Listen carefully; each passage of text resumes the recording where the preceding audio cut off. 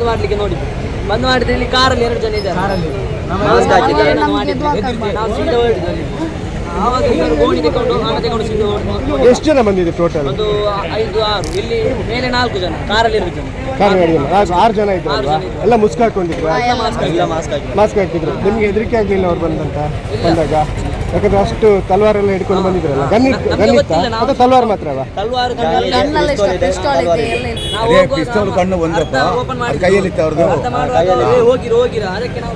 ಯಾವ ಭಾಷೆಯಲ್ಲಿ ಮಾತಾಡ್ತಾರೆ? ಕನ್ನಡ ಭಾಷೆಯಲ್ಲಿ? ಹಿಂದಿ ಅಲ್ಲಲ್ವಾ?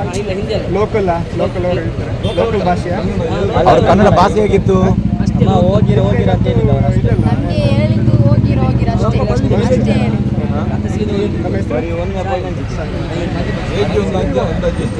ಭಾಷೆ ಕೊಡಗು ಭಾಷೆವ ಈ ನಮ್ಮ ಈ ಕಡೆ ದಕ್ಷಿಣ ಕನ್ನಡ ಭಾಷೆವ ಹೋಗಿ ಅಷ್ಟೇ. 3ನೇ ವಿಷಯ ಹೇಳಿದ್ರೆ CC ಕ್ಯಾಮರಾ ಇವತ್ತೇ ಮಧ್ಯಾಹ್ನ ಅವ್ರು ರಿಪೇರ್ ಮಾಡ್ತಾರಂತೆ. ಅದು ಆ ಟೈಮ್ನಲ್ಲಿ ಈ 12 ಗಂಟೆ 1 ಗಂಟೆ ಟೈಮ್ನಲ್ಲಿ ಅವ್ರು ರಿಪೇರಿ ಮಾಡುವಾಗ ಅವ್ರಿಗೆ ಮುಂಚೆ ಗೊತ್ತಿಲ್ಲ. ಇದು ನಾವು ಹೇಳೋದು, ನಮ್ಮ ಊರಿನವ್ರು ಹೇಳೋದು, ಪಬ್ಲಿಕ್ ಅಲ್ಲಿ ಹೇಳೋದು, ಈ ಅವ್ರ ಬ್ಯಾಂಕಿನವ್ರ ಹತ್ರ, ಅವರ ಆಫೀಸರ್, ಅವರ ಜನರ ಹತ್ರ ಕೇಳಬೇಕು. ಅವ್ರ ಹತ್ರ ಮೈನ್ ಮುಖ್ಯ ಅಧಿಕಾರಿ ಮಾಡಬೇಕು. ನಮ್ಮ ಈಗ ಅವರು ಬಂದವರು ದರೋಡೆ ಮಾಡಿದವರು ಉಂಟಲ್ಲ, ಮುಸ್ಕಾಗಿದ್ದಾರೆ. ಅದರಲ್ಲಿ ನಾವು ನಮ್ಮ ಕಂಪ್ಯೂಟರ್ನಲ್ಲಿ ಅದ್ರ ಮುಸ್ಕೆ ತೆಗಿಬೋದು, ಅವರು ಮೋಕ ಇದೆಲ್ಲ ಕಾಣ್ತದೆ. ಆದರೆ ನಿಜವಾಗಿ ಉಂಟಲ್ಲ, ನಾವು ಇನ್ಕ್ವೈರಿ ಮಾಡಬೇಕಾಗಿತ್ತು. ನಮ್ಮ ಡಿಪಾರ್ಟ್ಮೆಂಟೇ ಇವರ ಹತ್ರ, ಯಾರು ನಮ್ಮ ಈ ಬ್ಯಾಂಕಿನ ಸ್ಟಾಫ್ ಅವ್ರ ಹತ್ರ ಕೇಳಬೇಕು. ದಯವಿಟ್ಟು ನಾವು ಡಿಪಾರ್ಟ್ಮೆಂಟ್ಗೆ ಹೇಳಿದು ಒಂದು ಮನವಿ ನಾವು ಕೊಡೋದೇ. ಅದಕ್ಕೆ ಬೇಕಾಗಿ ಮುಖ್ಯವಾಗಿ ನಮಗೆ ನಮ್ಮ ET ಖಾದರ್ ಅವರು ಪ್ರತ್ಯೇಕವಾಗಿ ಅವರು ಇದನ್ನು ನಮಗೆ ಹಿಡಿದು ನಮ್ಮ ಈ ಪಬ್ಲಿಕ್ ಪಾಪದವರು, ಬಡವರ ಚಿನ್ನ, ದುಡ್ಡು ಎಲ್ಲ ಅದರಲ್ಲಿ ಇದೆ. ಅದನ್ನು ಅಳಿಕರು ಮಾಡಿ ಇವತ್ತೆಲ್ಲ ನಾನಾದರೆ ಕೊಡಬೇಕಾಗಿ ನಾನು ನಿಮ್ಮಲ್ಲಿ ಕೇಳಿಕೊಳ್ತೇನೆ, ವಿನಂತಿ.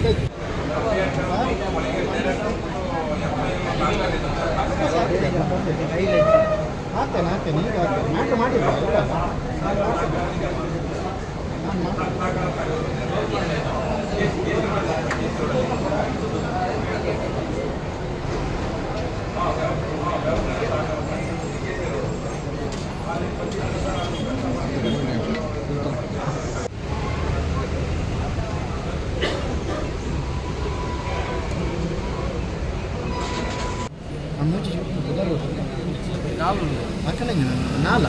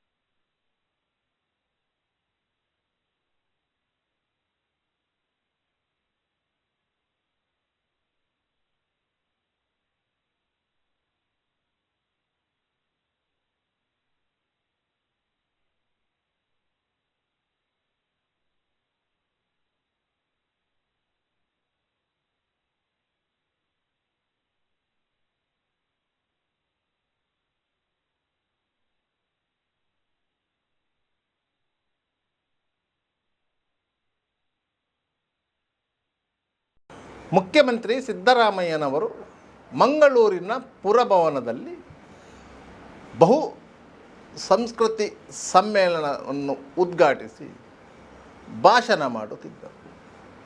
ಮಂಗಳೂರಿನ ಪೊಲೀಸ್ ಆಯುಕ್ತ ಅನುಪಮ್ ಅಗರ್ವಾಲ್ ಸಹಿತ ಎಲ್ಲ ಅಧಿಕಾರಿಗಳು ಮುಖ್ಯಮಂತ್ರಿಗಳ ಕಾರ್ಯಕ್ರಮದಲ್ಲಿ ಬ್ಯುಸಿಯಾಗಿದ್ದರು.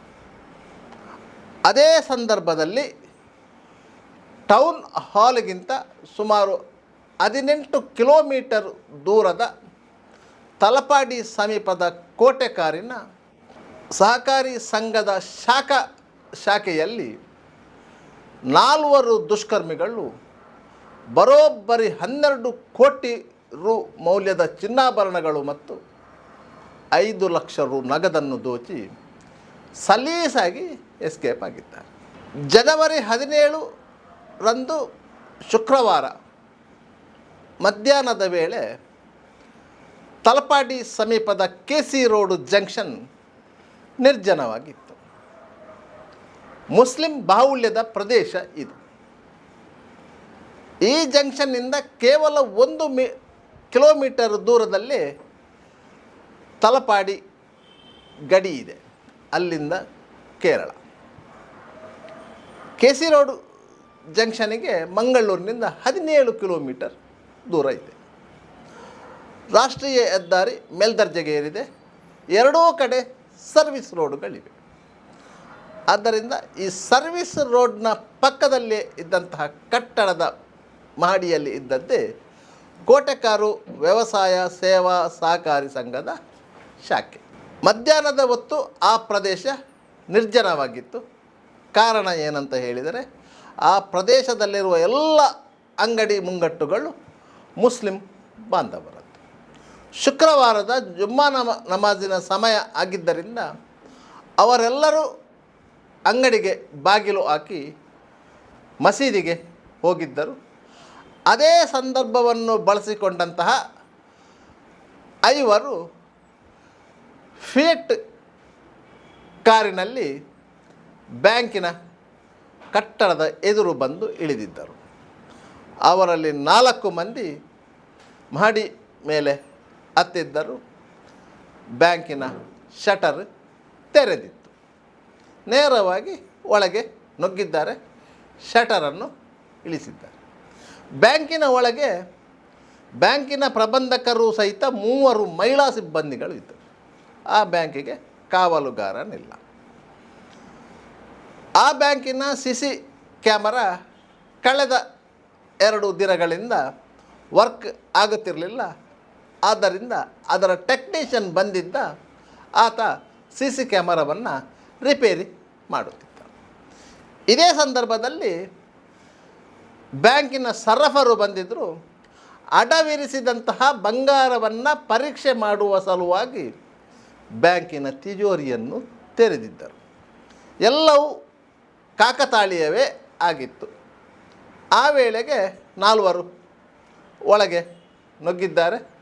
ಪಿಸ್ತೂಲು ತೋರಿಸಿದ್ದಾರೆ, ತಲವಾರು ತೋರಿಸಿದ್ದಾರೆ. ಮಹಿಳಾ ಸಿಬ್ಬಂದಿಗಳು ಮತ್ತು 2 ಗಂಡಸರು, ಯಾಕಂದರೆ ಅವರು ಒಬ್ಬರು CCTV ರಿಪೇರಿಗೆ ಬಂದವರು, ಮತ್ತೊಬ್ಬರು ಬ್ಯಾಂಕಿನ ಸರಫರು, ಅವರನ್ನು ಅಲ್ಲಾಡದಂತೆ ಸೂಚನೆ ಕೊಟ್ಟಿದ್ದಾರೆ. ಪಿಸ್ತೂಲು ಮತ್ತು ತಲವಾರು ನೋಡಿದ ಕೂಡಲೇ ಎಲ್ಲರಿಗೂ ಜಂಗಾಬಲ ಹುಡುಗಿ ಹೋಗಿದೆ. ಅವರು ಸುಮ್ಮನಾಗಿದ್ದಾರೆ. ನೇರವಾಗಿ ಸ್ಟ್ರಾಂಗ್ ರೂಮಿಗೆ ನುಗ್ಗಿದ್ದವರೇ ಸರಾಫರು ಕಪಾಟನ್ನು ತೆರೆದಿಟ್ಟಿದ್ದರು. ಅಲ್ಲಿ ಇದ್ದಂಥ ಬಂಗಾರದ ಆಭರಣಗಳನ್ನು ಒಂದು ಗೋಣಿಯಲ್ಲಿ ತುಂಬಿಸಿದ್ದಾರೆ. ಸುಮಾರು 12 ಕೋಟಿ ರು ಮೌಲ್ಯದ ಬಂಗಾರದ ಆಭರಣಗಳು. ಎಲ್ಲ ಬಂಗಾರದ ಆಭರಣಗಳು ಕೆಸಿ ರೋಡು, ತಲಪಾಡಿ, ಕೋಟೆಕಾರು ಈ ಸುತ್ತಮುತ್ತಲಿನ ಜನಸಾಮಾನ್ಯರದ್ದು. ಅವರು ಆ ಬಂಗಾರದ ಆಭರಣಗಳನ್ನು ಆ ಸೊಸೈಟಿಯ ಶಾಖೆಯಲ್ಲಿ ಅಡವಿಟ್ಟು ಸಾಲ ಪಡೆದಿದ್ದರು. ಅದೇ ಕಪಾಟಿನಲ್ಲಿ 5 ಲಕ್ಷ ರುಗಳಷ್ಟು ಕ್ಯಾಶ್ ಇತ್ತು. ಅದನ್ನು ತುಂಬಿಸಿಕೊಂಡು ಕೇವಲ 15 ನಿಮಿಷಗಳಲ್ಲಿ ಚಿನ್ನಾಭರಣಗಳಿದ್ದ ಗೋಣಿ ಚೀಲದ ಕಟ್ಟನ್ನು ಕೆಳಗೆ ತಗೊಂಡು ಬಂದು ಚಾಲು ಸ್ಥಿತಿಯಲ್ಲಿದ್ದಂತಹ ಫಿಯಟ್ ಕಾರಿನ ಹಿಂಬದಿಯ ಸೀಟ್ ಸೀಟಿನಲ್ಲಿ ಹಾಕಿ ಎಲ್ಲರೂ ಮಂಗಳೂರು ಕಡೆಗೆ ಪರಾರಿಯಾಗಿದ್ದಾರೆ. ಮಂಗಳೂರಿನ ಇತಿಹಾಸದಲ್ಲಿ ಇದು ಇತ್ತೀಚೆಗೆ ನಡೆದಂತಹ 3ನೇ ಅತಿ ದೊಡ್ಡ ಬ್ಯಾಂಕ್ ಥೆಫ್ಟ್ ಕೇಸ್. ಇದನ್ನು ನಾವು ರಾಬರಿ ಅಂತ ಹೇಳಲಿಕ್ಕೆ ಬರೋದಿಲ್ಲ, ಯಾರಿಗೂ ಗಾಯಗಳಾಗಿಲ್ಲ, ಡಕಾಯಿತಿ ಅಂತಲೂ ಹೇಳಲಿಕ್ಕೆ ಬರೋದಿಲ್ಲ. ಯಾಕಂತ ಹೇಳಿದರೆ ಕೇವಲ 5 ಮಂದಿ ಇದ್ದದ್ದು. 5ಕ್ಕಿಂತ ಹೆಚ್ಚು ಮಂದಿ ಮಾಡಿದರೆ ಅದು ಡಕಾಯಿತಿಗೆ ಸೇರ್ತದೆ. 5 ಮಂದಿಯ ಒಳಗೆ ಬಂದರೆ ಅದು ದರೋಡೆಗೆ ಇರ್ತದೆ. ಕಳವಲ್ಲ, ಬೆದರಿಸಿ ಮಾಡಿದ್ದರಿಂದ ಇದೊಂದು ದರೋಡೆ ಪ್ರಕರಣ. ವಿಶೇಷ ಅಂದರೆ ಇದೇ ಶಾಖೆಯಲ್ಲಿ ಒಂದು 5 ವರ್ಷಗಳ ಹಿಂದೆ 5 ಲಕ್ಷ ರು ಮೌಲ್ಯದ ಚಿನ್ನಾಭರಣಗಳನ್ನು ಕಳವು ಮಾಡಲಾಗಿತ್ತು. ಅದು ಸಹ ಆಡು ಹಗಲೇ ನಡೆದಿತ್ತು. ಮಂಕಿ ಕ್ಯಾಪ್ ಧರಿಸಿಕೊಂಡು ಬಂದಿದ್ದಂಥ ಇಬ್ಬರು ಬ್ಯಾಂಕಿನ ಒಳಗೆ ನುಗ್ಗಿ ಹೆದರಿಸಿ ಚಿನ್ನಾಭರಣಗಳನ್ನು ಎತ್ತುಕೊಂಡು ಹೋಗಿದ್ದರು. ಅವರು ಬಂದು ಬೈಕಿನಲ್ಲಿ ಕುಳಿತುಕೊಂಡಾಗ ಬ್ಯಾಂಕಿನ ಸಿಬ್ಬಂದಿಗಳು ಬೊಬ್ಬೆ ಹಾಕಿದ್ದರು. ಆ ಸಂದರ್ಭದಲ್ಲಿ ಅಲ್ಲಿದ್ದ ವ್ಯಕ್ತಿಯೊಬ್ಬರು ಎಚ್ಚೆತ್ತುಕೊಂಡು ಅವರ ಹತ್ರ ಕಲ್ಲು ತೂರಿದ್ರು.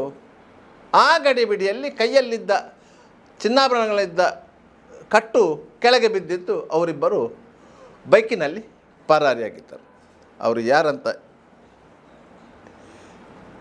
ಹೇಳಿದರೆ ಮೋಹನ್ ಕುಮಾರ್ ಮತ್ತು ರಾಮಚಂದ್ರ ಅಂತೇಳಿ. ಈ ರಾಮಚಂದ್ರ ಆ ಬ್ಯಾಂಕಿಗೆ ಸಂಬಂಧಪಟ್ಟ ವ್ಯಕ್ತಿ, ಅಂದರೆ ಅದರ ಆಡಳಿತ ಮಂಡಳಿಯಲ್ಲಿದ್ದಂಥ ವ್ಯಕ್ತಿ. ಈ ರಾಮಚಂದ್ರನ ಹೆಂಡತಿ ಇದೇ ಬ್ಯಾಂಕಿನಲ್ಲಿ ಸರ್ವಿಸ್ ಮಾಡ್ತಾಯಿದ್ರು, ಉದ್ಯೋಗಿಯಾಗಿದ್ದರು. ತದನಂತರ ಆ ಪ್ರಕರಣ 23ರಲ್ಲಿ ನ್ಯಾಯಾಲಯದಿಂದ ಖುಲಾಸೆ ಆಯಿತು. ಎಲ್ಲ ರೀತಿಯ ಸಾಕ್ಷ್ಯಾಧಾರಗಳಿದ್ದರೂ ನ್ಯಾಯಾಲಯದಲ್ಲಿ ಆರೋಪವನ್ನು ಸಾಬೀತುಪಡಿಸಲಿಕ್ಕೆ ಆಗಲಿಲ್ಲ. ಆದ್ದರಿಂದ ಪ್ರಕರಣ ಖುಲಾಸೆ ಆಗಿತ್ತು. ಅದೇ ಬ್ಯಾಂಕಿನಲ್ಲಿ ಈಗ 5 ವರ್ಷಗಳ ನಂತರ ಅದೇ ಮಾದರಿಯ ದರೋಡೆ ನಡೆದಿದೆ. ಈ ಬಾರಿ ಅತ್ಯಂತ ವ್ಯವಸ್ಥಿತವಾಗಿ ದರೋಡೆ ಮಾಡಲಾಗಿದೆ. ಮುಸ್ಲಿಂ ಬಾಹುಲ್ಯದ ಕೆಸಿ ರೋಡು ಪರಿಸರದಲ್ಲಿ ಶುಕ್ರವಾರದ ಮಧ್ಯಾಹ್ನ ಅಂದರೆ ಅದು ನಿರ್ಜನ ಪ್ರದೇಶ. ಹೈವೇಯಲ್ಲಿ ವಾಹನಗಳು ಹೋಗ್ತಾ ಇರ್ತದೆ, ಆದರೆ ಸರ್ವಿಸ್ ರೋಡ್ನಲ್ಲಿ ವಾಹನಗಳು ಇರುವುದಿಲ್ಲ. ಬಹುತೇಕ ಜನರು ಅಂಗಡಿ ಮುಂಗಟ್ಟುಗಳಿಗೆ ಬಾಗಿಲಾಗ್ತಾರೆ, ಮಸೀದಿಗೆ ಹೋಗ್ತಾರೆ. ಸುಮಾರು 1 ಗಂಟೆಯಿಂದ 1.5 ಗಂಟೆವರೆಗೆ ಮಸೀದಿಯಲ್ಲಿ ಪ್ರಾರ್ಥನೆ ಇರ್ತದೆ. ಆದ್ದರಿಂದ ಯಾರೂ ಜನ ರಸ್ತೆಯಲ್ಲಿ ಇರುವುದಿಲ್ಲ. ಆದರೆ ದರೋಡೆಕೋರರು ಚಿನ್ನಾಭರಣ ದರೋಡೆಗಿಳಿದು ಕೆಳಗಿಳಿದು ಬಂದ ಸಂದರ್ಭದಲ್ಲಿ ಇಬ್ಬರು ಬಾಲಕರು ಇವರನ್ನು ಗಮನಿಸಿ ಬೊಬ್ಬೆ ಹೊಡಲಿಕ್ಕೆ ಹೋಗಿದ್ದಾರೆ. ಆಗ ಅವರು ಅವರಿಗೆ ಕತ್ತಿ ತೋರಿಸಿ ಬೆದರಿಸಿ ಕಳುಹಿಸಿದ್ದಾರೆ. ಅವರು ಹೆದರಿಕೊಂಡು ಆ ಕಡೆಗೆ ಹೋಗಿದ್ದಾರೆ. ಇವರು ಕಾರಲ್ಲಿ ಕೂತ್ಕೊಂಡು ಮಂಗಳೂರು ಕಡೆಗೆ ಹೋಗಿದ್ದಾರೆ. ಮುಖ್ಯಮಂತ್ರಿ ಸಿದ್ದರಾಮಯ್ಯನವರು ಇವತ್ತು ಬೆಳಿಗ್ಗೆ ಮಂಗಳೂರಿಗೆ ಆಗಮಿಸಿದರು. ಬೆಳಿಗ್ಗೆ 7 ಗಂಟೆಯಿಂದ ಮಂಗಳೂರು ನಗರದ ಸುತ್ತಮುತ್ತ ಬಿಗಿ ಪೊಲೀಸು ಬಂದೋಬಸ್ತು ಇತ್ತು. ಏರ್ಪೋರ್ಟ್ನಿಂದ ಮಂಗಳೂರು ಮೇರಿಯಲ್ಲಿಗೆ ಬಂದಿದ್ದರು. ಅಲ್ಲೊಂದು ಕಾರ್ಯಕ್ರಮ ಇತ್ತು. ಆ ಕಾರ್ಯಕ್ರಮವನ್ನು ಮುಗಿಸಿ ಮುಖ್ಯಮಂತ್ರಿಗಳು ಟೌನ್ ಹಾಲಿಗೆ ಬಂದಿದ್ದರು. ಅಲ್ಲಿ ಬಹುಸಂಸ್ಕೃತಿ ಸಮ್ಮೇಳನ ಇತ್ತು. ಅದರಲ್ಲಿ ಭಾಷಣ ಮಾಡುತ್ತಿರುವ ಸಂದರ್ಭದಲ್ಲೇ ಈ ಘಟನೆ ನಡೆದಿರೋದು. ಪೊಲೀಸರೆಲ್ಲ ರೋಡಲ್ಲೇ ಇದ್ದರು, ಪೊಲೀಸ್ ಅಧಿಕಾರಿಗಳೆಲ್ಲ ರೋಡಲ್ಲೇ ಇದ್ದರು. 1/4 ಗಂಟೆಯ ಹೊತ್ತಿಗೆ ತಲಪಾಡಿಯ ಕೆಸಿ ರೋಡ್ನಲ್ಲಿ ಘಟನೆ ನಡೆದಿದೆ. ಕೆಲವೇ ಕ್ಷಣಗಳಲ್ಲಿ ಪೊಲೀಸರಿಗೆ ಮಾಹಿತಿ ಹೋಗಿದೆ. ಆದರೆ ಉಳ್ಳಾಲ ಪೊಲೀಸ್ ಠಾಣೆ ಸುಮಾರು 7 ಕಿಲೋಮೀಟರ್ ದೂರದಲ್ಲಿದೆ. ತೊಕ್ಕೊಟ್ಟಿನಲ್ಲಿ ಟ್ರಾಫಿಕ್ ಪೊಲೀಸರಿದ್ದಾರೆ. ಆದರೆ ಯಾರಿಗೂ ಅಲರ್ಟ್ನೆಸ್ ಇರಲಿಲ್ಲ. ಯಾಕಂತ ಹೇಳಿದರೆ ತಲಪಾಡಿಯಿಂದ ದರೋಡೆಗೈದು ಪಾಸಾದಂಥ ಫೇಟ್ ಕಾರನ್ನು ನಿಲ್ಲಿಸುವ ಪ್ರಯತ್ನವನ್ನು ಯಾರೂ ಮಾಡಲಿಲ್ಲ. ಯಾಕಂತ ಹೇಳಿದರೆ ತೊಕ್ಕೊಟ್ಟಿನಲ್ಲಿ ಅದು ಫ್ಲೈಓವರ್ ಮೇಲೆ ಹೋಗ್ತಾ ಇತ್ತು. ಫ್ಲೈಓವರ್ ಮೇಲೆ ಟ್ರಾಫಿಕ್ ಪೊಲೀಸರು ಇರೋದಿಲ್ಲ. ಅವರು ತೊಕ್ಕೊಟ್ಟು ಜಂಕ್ಷನ್ನಲ್ಲಿ ಅಂಡರ್ ಪಾಸನ ಅಲ್ಲಿ ಸರ್ವಿಸ್ ರೋಡ್ ಹತ್ರ ಇರ್ತಾರೆ ಹೊರತು ಫ್ಲೈಓವರ್ ಇಲ್ಲ. ಆದ್ದರಿಂದ ಅವರು ಫ್ಲೈಓವರ್ನಲ್ಲಿ ನೇರವಾಗಿ ಉಳ್ಳಾಲ ಸೇತುವೆಗೆ ಬರಲಿಕ್ಕಾಗ್ತದೆ. ಸೇತುವೆಯಿಂದ ನೇರವಾಗಿ ಪಂಪೆಲ್ ಸರ್ಕಲಿಗೆ ಬರಲಿಕ್ಕೆ ಪಂಪೆಲ್ ಸರ್ಕಲ್ನಲ್ಲಿ ಸಹ ಫ್ಲೈಓವರ್ ಇದೆ. ಆ ಫ್ಲೈಓವರ್ನ ಮೇಲೆ ಸೀದಾ ನಂತೂರಿಗೆ ಬರಲಿಕ್ಕಿದೆ. ಅವರು ಸಿಕ್ಕಿ ಬಿದ್ದರೆ ನಂತೂರಲ್ಲಿ ಸಿಕ್ಕಿ ಬೀಳಬೇಕಿತ್ತು. ಆದರೆ ತಲಪಾಡಿಯಿಂದ ನಂತೂರಿಗೆ ಬರಲಿಕ್ಕೆ ಸುಮಾರು 20 ನಿಮಿಷಗಳ ಸಮಯಾವಕಾಶ ಬೇಕಾಗತ್ತೆ. ಆದರೆ ಆ 20 ನಿಮಿಷಗಳ ಅವಧಿಯಲ್ಲಿ ಸ್ಥಳೀಯರು ಪೊಲೀಸ್ ಠಾಣೆಗೆ ಹೋಗಿ ಮಾಹಿತಿ ಕೊಟ್ಟು ಪೊಲೀಸರು ಈ ಘಟನೆಯ ಸತ್ಯಾಸತ್ಯತೆಯನ್ನು ಅರಿತುಕೊಂಡು ತದನಂತರ ತಮ್ಮ ಸಿಬ್ಬಂದಿಗಳನ್ನು ಅಲರ್ಟ್ ಮಾಡೋ ಹೊತ್ತಿಗೆ ಸುಮಾರು 45 ನಿಮಿಷದಿಂದ 1 ಗಂಟೆಯವರೆಗೆ ಆಗ್ತಾಯಿತ್ತು. ಆದ್ದರಿಂದ ಅವರು ನಂತೂರು ಸರ್ಕಲನ್ನು ದಾಟಿ ಮುಂದೆ ಸಾಗಿರುವ ಎಲ್ಲ ಸಾಧ್ಯತೆಗಳು ಇವೆ. ಆದ್ದರಿಂದ ಅವರನ್ನು ರಸ್ತೆಯಲ್ಲಿ ತಡೆಯುವಂಥ ಪ್ರಯತ್ನಕ್ಕೆ ಯಾವುದೇ ಫಲ ಸಿಕ್ಕಲು ಸಾಧ್ಯನೇ ಇರಲಿಲ್ಲ. ಯಾಕಂತ ಹೇಳಿದರೆ ಮಂಗಳೂರಿನ ಪೊಲೀಸ್ ವ್ಯವಸ್ಥೆ ಹಾಗೆಯೇ ಅವರು ಕಳ್ಳತನ ಮಾಡಿಕೊಂಡು ಬಂದಿದ್ದಾರೆ, ದರೋಡೆ ಮಾಡಿಕೊಂಡು ಬಂದಿದ್ದಾರೆ, ಕೊಲೆ ಮಾಡಿ ಬಂದಿದ್ದಾರೆ ಅಂತ ಹೇಳಿ ಯಾವುದೇ ವಾಹನವನ್ನು ನಿಲ್ಲಿಸುವುದಿಲ್ಲ. ಅವರು ನಿಲ್ಲಿಸುವುದು ಏನಿದ್ದರೂ ಸಹ ಸೀಟ್ ಬೆಲ್ಟ್ ಹಾಕದೆ ಕಾರು ಓಡಿಸ್ತಿದ್ದರೆ ಅವರು ನಿಲ್ಲಿಸ್ತಾರೆ. ಹೆಲ್ಮೆಟ್ ಇಲ್ಲದೆ ಟೂ ವೀಲರನ್ನು ಓಡಿಸ್ತಾ ಇದ್ದರೆ ಅವರು ನಿಲ್ಲಿಸ್ತಾರೆ. ಅನುಕೂಲ ಕಂಡು ಬಂದರೆ ಒಮ್ಮೊಮ್ಮೆ ಬೇರೆ ಬೇರೆ ಗಾಡಿಗಳನ್ನು ನಿಲ್ಲಿಸ್ತಾರೆ. ಅವರಿಗೆ ಒಟ್ಟಾರೆಯಾಗಿ ಕ್ರಿಮಿನಲ್ ಪ್ರಕರಣಗಳಲ್ಲಿ ಒಳಗೊಂಡಂಥ ವಾಹನಗಳನ್ನು ನಿಲ್ಲಿಸುವುದು ಸಾಧ್ಯವಿಲ್ಲ. ಬದಲಾಗಿ ಸ್ಪಾಟ್ ಫೈನ್ ವಸೂಲಿ ಮಾಡಲಿಕ್ಕೆ ಯಾವ ಅವಕಾಶಗಳು ಸಿಗುತ್ತವೋ ಅಂಥ ವಾಹನಗಳನ್ನು ನಿಲ್ಲಿಸ್ತಾರೆ. ನಂತೂರು ಸರ್ಕಲ್ ದಾಟಿದರೆ ಪುನಃ KPT ಸರ್ಕಲಲ್ಲಿ ವಾಹನಗಳು ನಿಲುಗಡೆ ಆಗ್ತದೆ. ಯಾಕಂದರೆ ಅಲ್ಲಿ ಸಿಗ್ನಲ್ ಇದೆ. ಆ ಸಿಗ್ನಲಲ್ಲಿ 3 ಮಂದಿ ಟ್ರಾಫಿಕ್ ಪೊಲೀಸರು ಇರ್ತಾರೆ, ಒಬ್ಬರು SI ಇರ್ತಾರೆ. ಲೆಫ್ಟ್ ಸೈಡಲ್ಲಿ ಬಂದಂಥ ಎಲ್ಲ ವಾಹನಗಳನ್ನು ನಿಲ್ಲಿಸ್ತಾರೆ ಅವರು. ಆದರೆ ಬಲದ ಸೈಡಲ್ಲಿ ಬಂದಂಥ ವಾಹನಗಳನ್ನು ನಿಲ್ಲಿಸುವುದಿಲ್ಲ. ಯಾಕಂದರೆ ಆ ವಾಹನಗಳನ್ನು ಪುನಃ ಲೆಫ್ಟ್ ಸೈಡಿಗೆ ತರಲಿಕ್ಕೆ ಹೋದರೆ ಪುನಃ ರೋಡ್ ಬ್ಲಾಕ್ ಆಗ್ತದೆ ಎನ್ನುವ ಕಾರಣಕ್ಕಾಗಿ. ಆದ್ದರಿಂದ ಲೆಫ್ಟ್ ಸೈಡಲ್ಲಿ ಯಾರು ಬರ್ತಾರೋ ಅವರನ್ನು ನಿಲ್ಲಿಸಿ ಹೆಲ್ಮೆಟ್ ಇಲ್ಲವೋ, ಡಾಕ್ಯುಮೆಂಟ್ ಇಲ್ಲವೋ, FC ಇಲ್ಲವೋ, ಇನ್ಶೂರೆನ್ಸ್ ಇಲ್ಲವೋ ಅಂತ ಹೇಳಿ ಪರಿಶೀಲನೆ ಮಾಡ್ತಾರೆ. ಇದರಿಂದಾಗಿ ಟ್ರಾಫಿಕ್ಗೆ ಕಂಜೆಷನ್ ಆದರೂ ಸಹ ಅವರು ಅವರ ಡ್ಯೂಟಿಯನ್ನು ಮಾಡ್ತಾರೆ. ಆದರೆ ಅವರ ಕೈಗೂ ಸಹ ಯಾವುದೇ ರೀತಿಯ ಕಳ್ಳತನವಾದಂಥ ವಾಹನಗಳು ಸಿಕ್ಕುವುದಿಲ್ಲ. ಕಳವು ಮಾಡಿದಾತ ತನ್ನ ಮುಂಜಾಗ್ರತೆಯನ್ನು ವಹಿಸಿಕೊಂಡೇ ಬಲಬದಿಯಿಂದ ಹೋಗ್ತಾನೆ, ಅದನ್ನು ಪೊಲೀಸರು ನಿಲ್ಲಿಸುವುದಿಲ್ಲ. ಅಲ್ಲಿಂದ ಮುಂದೆ ಹೋದರೆ ಕುಂಟಿಕಾನ ಫ್ಲೈಓವರ್, ಅದರಿಂದ ಮುಂದೆ ಹೋದರೆ ಕೂಳೂರು ರೋಡು, ಕೂಳೂರಿನಿಂದ ಪಣಂಬೂರು, ಮತ್ತು ಈ ಹೈವೇಯಲ್ಲಿ ಮತ್ತೆ ಎಲ್ಲೂ ನಿಮಗೆ ಪೊಲೀಸರ ಕಾಟ ಇರುವುದಿಲ್ಲ. ಒಂದು ವೇಳೆ ತಲಪಾಡಿಯಲ್ಲಿ ದರೋಡೆಯಾದಂಥ ಮಾಹಿತಿಗಳು ಪೊಲೀಸರಿಗೆ ಲಭ್ಯವಾಗಿ ಪೊಲೀಸರು ವಾಹನಗಳನ್ನು ನಿಲ್ಲಿಸುವಂಥ ಪ್ರಯತ್ನ ಮಾಡಿದರೂ ಸಹ ಬೇರೆ ಬೇರೆ ಒಳ ರಸ್ತೆಗಳಿವೆ, ಎಲ್ಲಿಂದ ಬೇಕಾದರೂ ಎಸ್ಕೇಪ್ ಹಾಕ್ಕೊಂಡು ಹೋಗ್ಬೋದು. ಈ ಪ್ರಕರಣದಲ್ಲೂ ಆಗಿರೋದು ಅದೇ. ಯಾಕಂದರೆ ತಲಪಾಡಿ KC ರೋಡ್ನಿಂದ ಹೊರಟಂಥ ವಾಹನ ಮಂಗಳೂರಿಗೆ ಬಂದಿದೆ ಅಂತ ಆದರೆ ಮಂಗಳೂರಲ್ಲಿ ಅವರಿಗೆ ತಪ್ಪಿಸಿಕೊಳ್ಳಲಿಕ್ಕೆ ಹಲವು ದಾರಿಗಳಿವೆ. ಅವರು ತೊಕ್ಕೊಟ್ಟಿನ ಸರ್ವಿಸ್ ರೋಡಲ್ಲಿ ಬಂದು ರೈಟಿಗೆ ತಗೊಂಡು ಕೊಣಜೆ ಯೂನಿವರ್ಸಿಟಿ ರಸ್ತೆಯಾಗಿ ನೇರವಾಗಿ ಮೆಲ್ಕಾರಿಗೆ ಹೋಗಿ ಮಂಗಳೂರು-ಬೆಂಗಳೂರು ರಾಷ್ಟ್ರೀಯ ಹೆದ್ದಾರಿಯನ್ನು ಸೇರ್ಬೋದು. ಅಲ್ಲಿಂದ ಫ್ಲೈಓವರಿಂದ ಮೇಲೆ ಬಂದರೆ ಉಳ್ಳಾಲ ಸೇತುವೆ ದಾಟಿ ಲೆಫ್ಟ್ ಸೈಡಿಗೆ ಹೋದರೆ ನೇರವಾಗಿ ನೀವು ಮಂಗಳದೇವಿ ರಸ್ತೆಗೆ ಹೋಗಿ ಅಲ್ಲಿಂದ ಸಿಟಿ ಒಳಗೆ ಬರ್ಬೋದು. ಅಲ್ಲಿಂದಲೂ ಮುಂದಕ್ಕೆ ಬಂದರೆ ನೀವು ಪಂಪ್ವೆಲ್ನಲ್ಲಿ ಸರ್ವಿಸ್ ರೋಡಿಗೆ ಹೋದರೆ ನೇರವಾಗಿ ಪಂಪ್ವೆಲ್ ಸರ್ಕಲ್ ದಾಟಿಕೊಂಡು ಪುನಃ ಮಂಗಳೂರು-ಬೆಂಗಳೂರು ಹೈವೇಗೆ ಹೋಗ್ಬೋದು. ಫ್ಲೈಓವರ್ ಮೇಲಿಂದ ಬಂದರೆ ನೇರವಾಗಿ ನಂತೂರಿಗೆ ಬಂದರೆ ರೈಟಿಗೆ ಹೋದರೆ ನೀವು ಪುನಃ ಪಡೀಲಿಗೆ ಹೋಗ್ಬೋದು, ಮೂಡಬಿದ್ರೆಗೆ ಹೋಗ್ಬೋದು, ಆ ರಸ್ತೆಗೆ ಹೋಗ್ಬೋದು. ಲೆಫ್ಟಿಗೆ ಬಂದರೆ ಸಿಟಿ ಒಳಗೆ ಹೋಗ್ಬೋದು, ನೇರ ಹೋದರೆ ರಾಷ್ಟ್ರೀಯ ಹೆದ್ದಾರಿ ಎಲ್ಲಿ ಮುಂದೆ ಹೋಗಿ ಉಡುಪಿವರೆಗೆ ದಾಟಬಹುದು. ಮಂಗಳೂರು ಪೊಲೀಸರು ಎಚ್ಚೆತ್ತುಕೊಳ್ಳುವಂಥ ಸಂದರ್ಭದಲ್ಲಿ ಅಪರಾಧಿಗಳು ಸಾಧಾರಣ ಅರ್ಧ ದಾರಿ ಕ್ರಮಿಸಿರ್ತಾರೆ. ಅಂದರೆ ಸುಮಾರು 30ರಿಂದ 45 ಕಿಲೋಮೀಟರ್ ದಾಟಿರ್ತಾರೆ. ಆದ್ದರಿಂದ ಅವರನ್ನು ಚೇಸ್ ಮಾಡಿ ಇಡುವುದಾಗಲಿ ತಡೆದು ನಿಲ್ಲಿಸುವುದಾಗಲಿ ಸಾಧ್ಯವಾಗುವುದಿಲ್ಲ. ತಲಪಾಡಿಯಲ್ಲಿ ಈ ಘಟನೆ ನಡೆಯುವಾಗ ಮಂಗಳೂರಲ್ಲಿ ಮುಖ್ಯಮಂತ್ರಿಗಳ ಕಾರ್ಯಕ್ರಮ ನಡೀತಿತ್ತು. ಪೊಲೀಸರಿಗೆ ಮುಖ್ಯಮಂತ್ರಿಗಳ ಭದ್ರತೆಯ ಪ್ರಶ್ನೆ ಇತ್ತು. ಯಾಕಂತ ಹೇಳಿದರೆ ಕೆಲವು ದಿನಗಳ ಹಿಂದೆ ಮುಖ್ಯಮಂತ್ರಿಗಳು ಮಂಗಳೂರಿಗೆ ಬಂದಾಗ ಡಿವೈಎಫ್ಐ ಕಾರ್ಯಕರ್ತರು ಮಂಗಳೂರು ಪೊಲೀಸ್ ಆಯುಕ್ತ ಅನುಪಮ್ ಅಗರ್ವಾಲ್ರನ್ನು ಅಮಾನತುಗೊಳಿಸಬೇಕು, ಇಲ್ಲಂದರೆ ವರ್ಗಾವಣೆ ಮಾಡಬೇಕು ಅಂತ ಹೇಳಿ ರಸ್ತೆ ತಡೆ ನಡೆಸಿದ್ದರು. ಅಂದರೆ ಪೊಲೀಸರು ಆ ಪ್ರಯತ್ನವನ್ನು ವಿಫಲಗೊಳಿಸಿದ್ದರು. ಈ ಬಾರಿಯೂ ಮುಖ್ಯಮಂತ್ರಿಗಳು ಬರುವ ಸಂದರ್ಭದಲ್ಲಿ ಇಂಥ ಯಾವುದಾದರೂ ಒಂದು ಅಹಿತಕರ ಘಟನೆಗಳು ನಡೆಯಬಹುದು ಎನ್ನುವಂತಹ ಭೀತಿ ಪೊಲೀಸರಲ್ಲಿತ್ತು. ಅದಕ್ಕಾಗಿ ಅವರು ಸಾಕಷ್ಟು ಮುಂಜಾಗ್ರತಾ ಕ್ರಮವನ್ನು ಕೈಗೊಂಡಿದ್ದರು.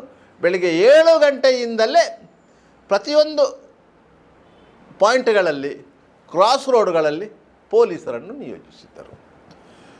10 ಗಂಟೆಗೆ ಮುಖ್ಯಮಂತ್ರಿಗಳು ಬರುವುದಿದ್ದರೂ ಸಹ ಇವರು 7 ಗಂಟೆಗೆ ಎಲ್ಲರೂ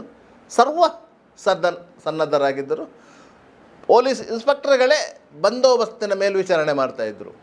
ಅದನ್ನು ಸ್ವತಃ ಪೊಲೀಸ್ ಆಯುಕ್ತ ಅನುಪಮ್ ಅಗರ್ವಾಲ್ರೇ ಮಾನಿಟರಿಂಗ್ ಮಾಡ್ತಾಯಿದ್ರು.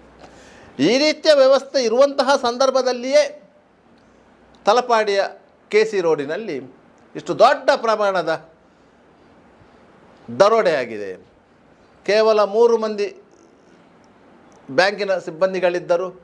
ಒಬ್ಬರು CCTV ರಿಪೇರಿ ಮಾಡಲಿಕ್ಕೆ ಬಂದವರಿದ್ದರು, ಒಬ್ಬರು ಸರಫರಿದ್ದರು.